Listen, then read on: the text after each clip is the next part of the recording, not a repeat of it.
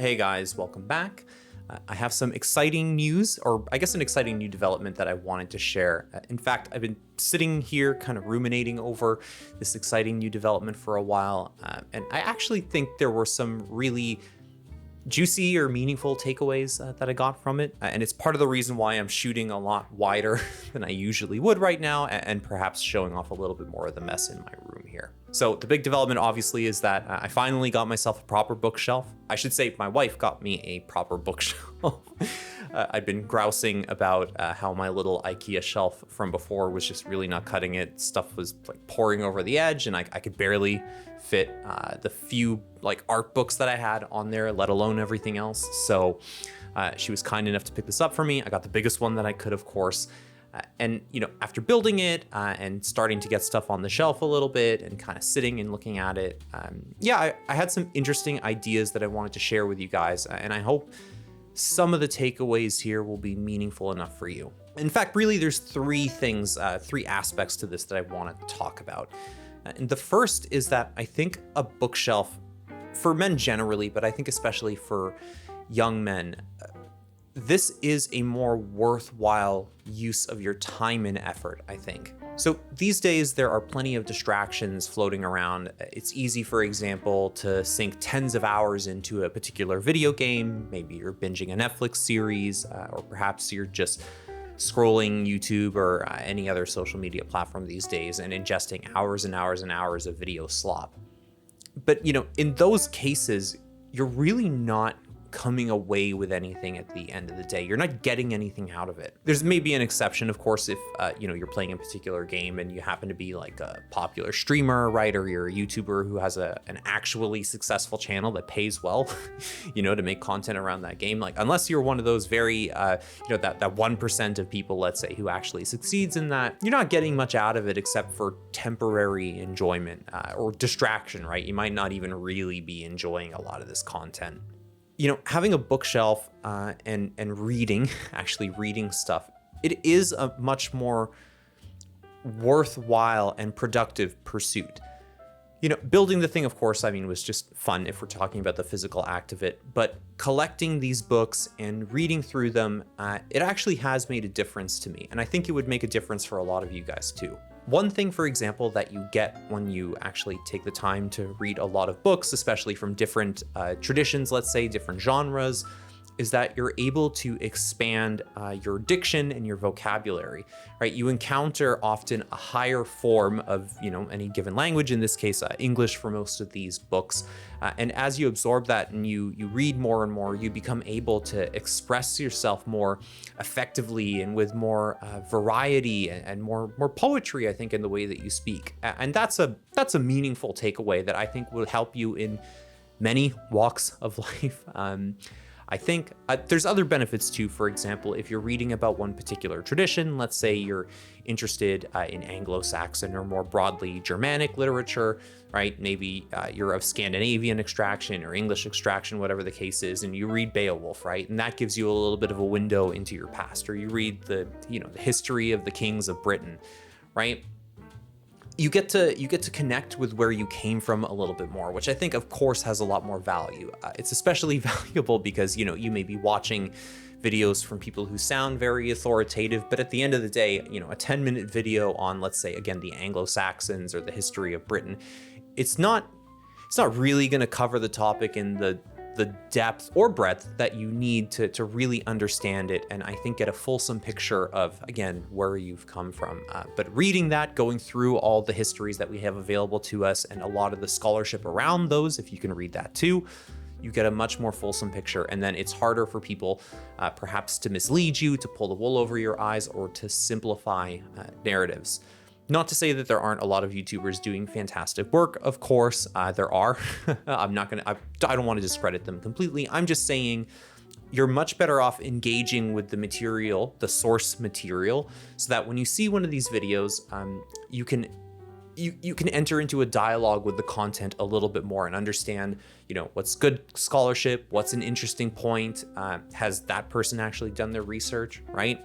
which again, it is very useful depending on your particular field. If you're in the academic sphere, for example, I mean, of course you have to be reading the scholarship, right? You need to be reading the source material. You really can't make any progress without it. And of course, depending on the books you're reading, you could take away some very good practical skills. If you're reading books on investment, for example, learning languages, right? That's something I've got a good amount of on the shelf now. You get some practical takeaways that can help you in whatever career path you happen to be pursuing. So I would say generally, yeah, like building out your bookshelf and filling it with things that you actually read and absorb knowledge from, it's just way more valuable than sitting in front of a screen and passively imbibing content and not really letting it soak in, if you know what I mean. I think if you're just sitting in front of a screen and imbibing this content consistently, you end up getting led around by the nose a lot, and you never really develop any meaningful depth around whatever field it is that you happen to be interested in. So that's the first point. The second point, I think, is that by actually having a physical bookshelf and populating it with things, again, that you've actually taken the time to read, you get almost a positive feedback loop, I think. You essentially have here a physical metric, right? You have a way to physically track, let's say, the sum total of the knowledge that you've absorbed, right?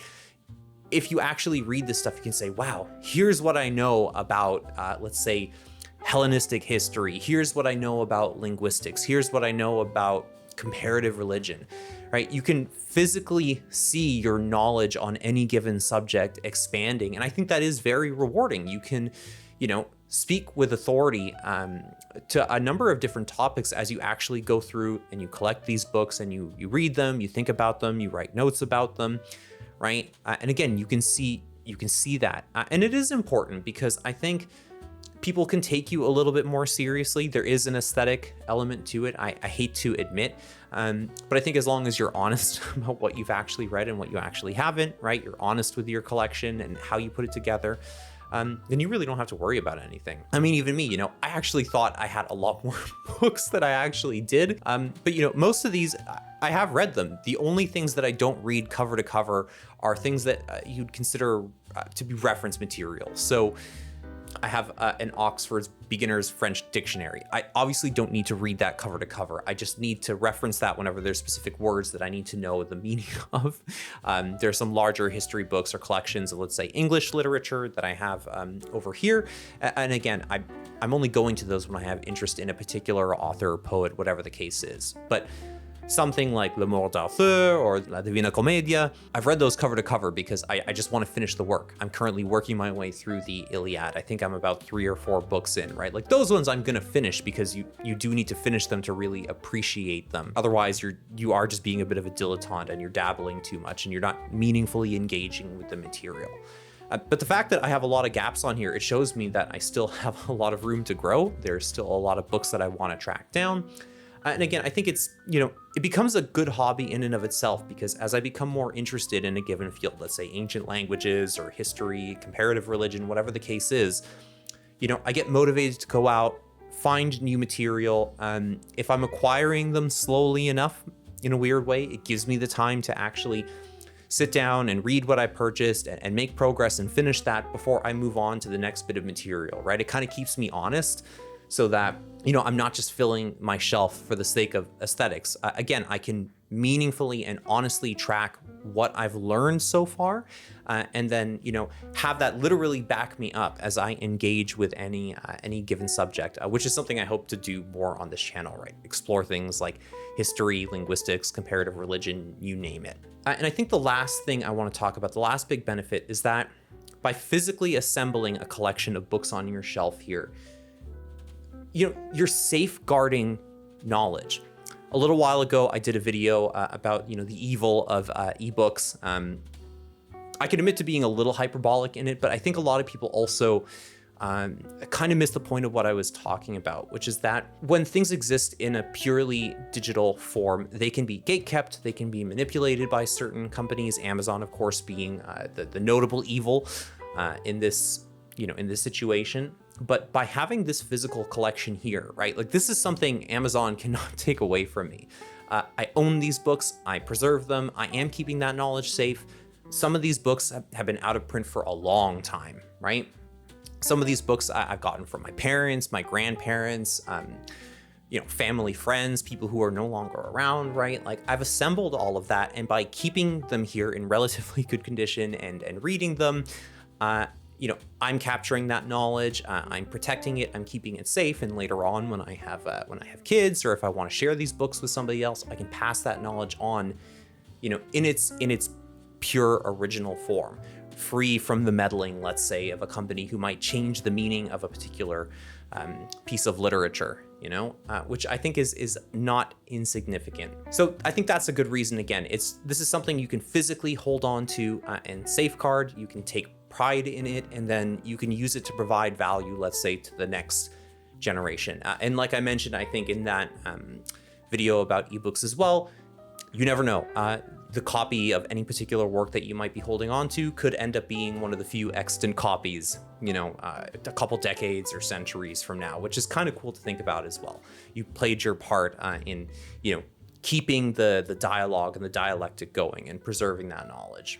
Hopefully those are 3 big takeaways that you guys can kind of let sink in. I would challenge a lot of you guys, if you haven't already, to set up a bookshelf and start collecting your stuff, pursue your interests, and just really put your time towards something like this, because it really, really will make a difference in your life. It's a net good, not just for yourself, but for the people around you, and honestly for society more broadly as well. Read books, collect them physically, and just enjoy the process, because that's the big thing at the end of the day. If it's not fun, if it's not rewarding for you, then what's the point of doing it ultimately?